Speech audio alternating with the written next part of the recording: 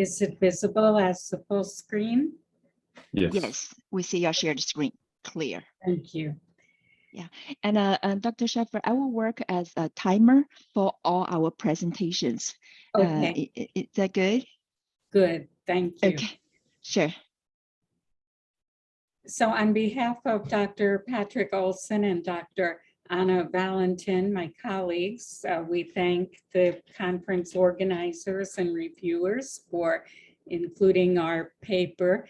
This is a topic that's been on our mind since we are teaching cybersecurity, and we'll explain why it's important. There's a lot of mathematical concepts involved in cybersecurity, and some of them are very, very old concepts. So that's how we came up with the title, Everything Old is New Again.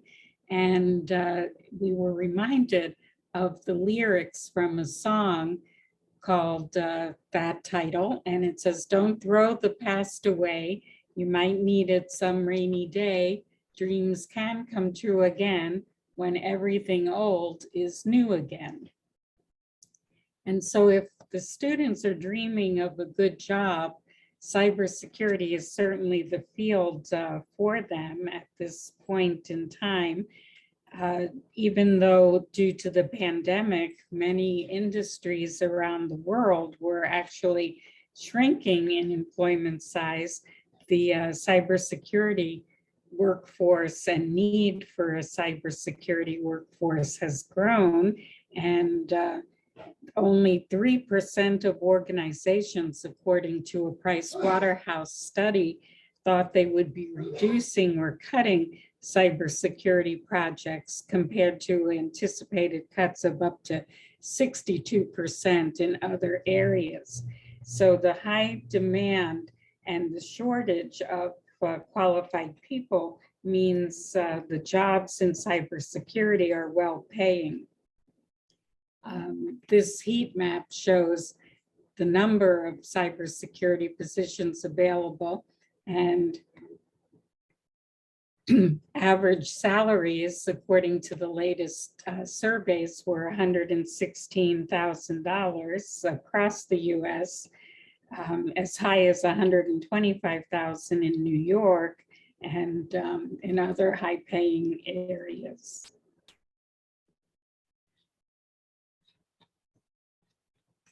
So just anecdotally, I oversee dissertations in cybersecurity, and the literature review chapters were often short. And I asked students, why is this? And they said to me, the topic's so new, there's not a lot done on it, the topic's new. And I thought to myself, no, it's not new. This is based on mathematical theories and concepts that are hundreds of years old. So I pulled these course descriptions from Bucks County Community College, where many of our transfer bachelor's students or master's degree students may have originally studied courses like Math 101, which includes sets, symbolic logic, probability, game theory, etc. And Stat 115 about probability distributions, hypothesis testing, correlation, and regression. So these, for instance, set theory, a study was done to detect simultaneous attacks from multiple sources using set theory. Set theory can be illustrated with Venn diagrams, and we have other academic articles that say we could identify two sets of internet protocol addresses, those that have the ability to log into the system and those that log in only during certain hours. And this could lead to uncovering malicious activity by bad actors through the use of a Venn diagram. And symbolic logic is the basis of machine learning theory, which is being used very heavily in cybersecurity now. And game theory, correlation.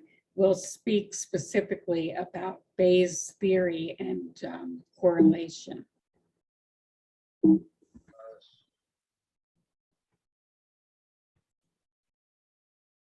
So how do we get the students to remember these concepts that they may have studied years ago? There are studies that have been done that show people lose their memory of learned knowledge over time. And so once they get to an upper level graduate or graduate level course in cybersecurity, and we need them to know this basic mathematical concepts, how will they remember it?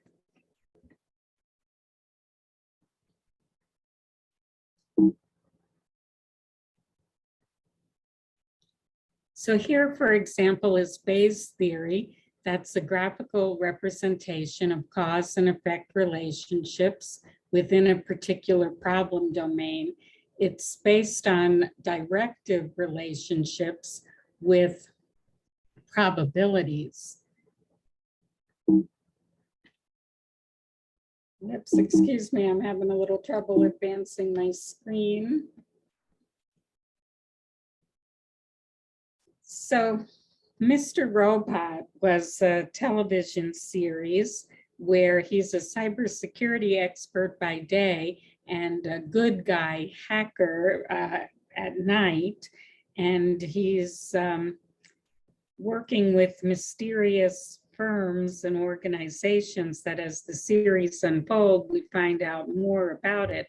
But a very early scene in the opening episode graphically brings the Bayesian network theory to life in a very exciting way when Mr. Robot is shown needing to save the central server from a malicious virus that's moving through the network, and it's graphically represented. And once the students see that, then this static network that we're seeing in textbooks becomes very dynamic and exciting. Hard for the students to remember that this is based by the work of Thomas Bayes, late 1800s, and there's his original probabilities formula still in use today. Correlation is based on work from, again, the 1800s, Carl Pearson and Sir Francis Galton. And correlation looks at how various events have patterns and may be related to one another. So again, a concept that's well over 100 years old, how to make it come to life. Well, when we watched the movie Hidden Figures, which was about the African-American women working for NASA, there's a scene that's very graphically representative of correlation.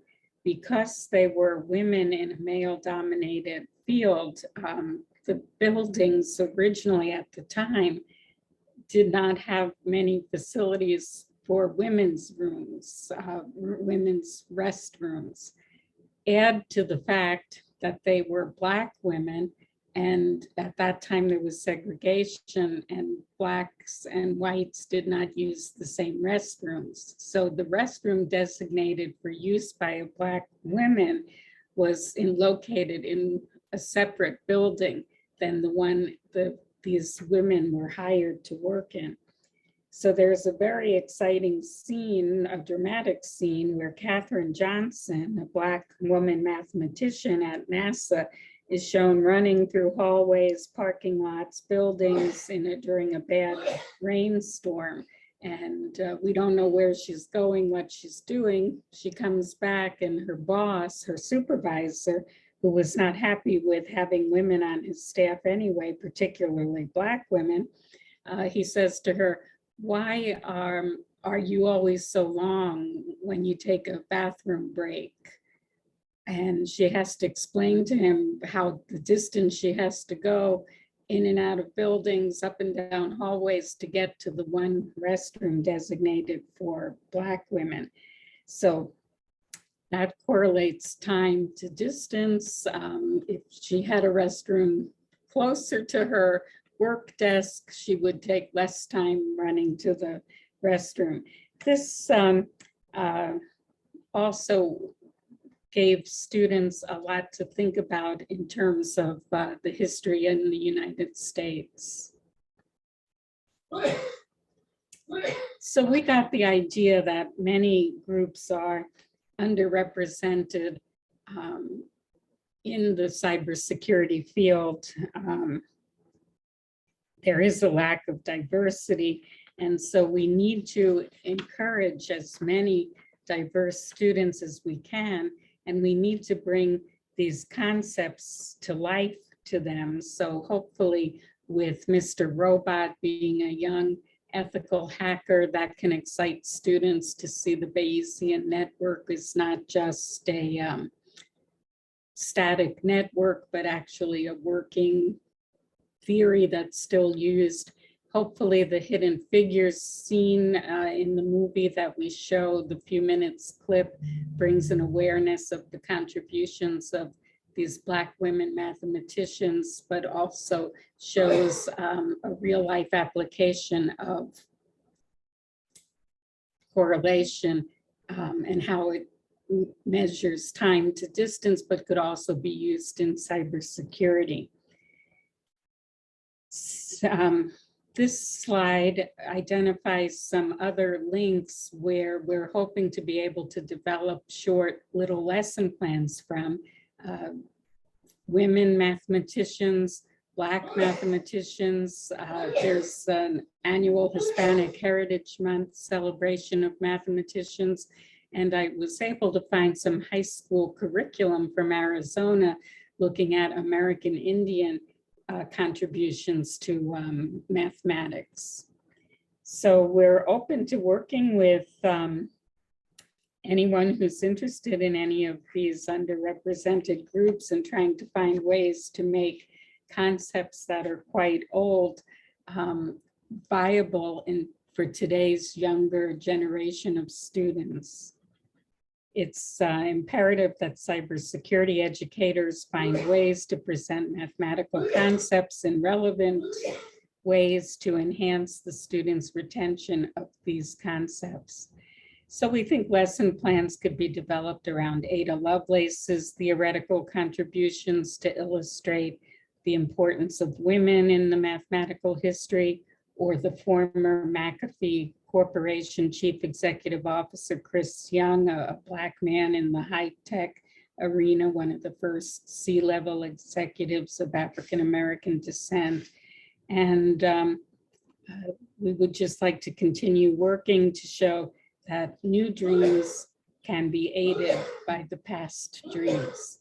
I think I have a minute left for questions.